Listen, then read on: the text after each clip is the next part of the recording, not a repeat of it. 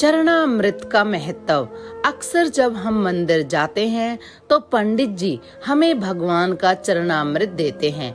क्या कभी हमने यह जानने की कोशिश की कि चरणामृत का क्या महत्व है?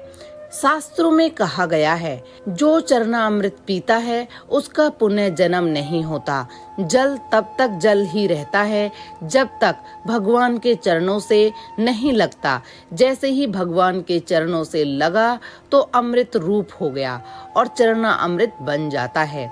जब भगवान का वामन अवतार हुआ और वे राजा बलि की यज्ञशाला में दान लेने गए, तब उन्होंने 3 पग में 3 लोक नाप लिए। जब उन्होंने पहले पग में नीचे के लोक नाप लिए और दूसरे में ऊपर के लोक नापने लगे, तो जैसे ही ब्रह्मा लोक में उनका चरण गया तो ब्रह्मा जी ने अपने कमंडलू में से जल लेकर भगवान के चरण धोए और फिर चरणामृत को वापस अपने कमंडल में रख लिया। वह चरणामृत गंगा जी बन गई, जो आज भी सारी दुनिया के पापों को धोती है। ये शक्ति उनके पाप कहाँ से पात्र शक्ति है? भगवान के चरणों की, जिस पर ब्रह्मा जी ने साधारण जल चढ़ाया था, पर चरणों का स्पर्श होते ही बन गई गंगा जी। जब हम बांके बिहारी जी की आरती गाते हैं तो कहते हैं, चरणों से निकली गंगा प्यारी, जिसने सारी दुनिया तारी। धर्म में इससे बहुत ही पवित्र माना जाता है तथा मस्तक से लगाने के बाद इसका सेवन किया जाता है। चरणामृत का सेवन अमृत के समान माना गया है। कहते हैं, भगवान श्री राम के चरण धोकर उसे चरणामृत के रूप में स्वीकार कर केवट न केवल स्वयं भाव बाधा से पार हो गया, बल्कि उसने अपने पूर्वजों को भी तार दिया। चरणामृत का महत्व सिर्फ धार्मिक ही नहीं, चिकित्सकीय भी है। चरणामृत का जल हमेशा तांबे के पात्र में रखा जाता है।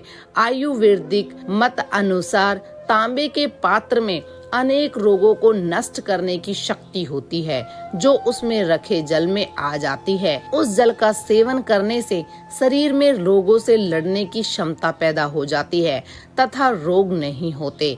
इसमें तुलसी के पत्ते डालने की परंपरा भी है, जिससे इस जल की रोग नाशक क्षमता और भी बढ़ जाती है।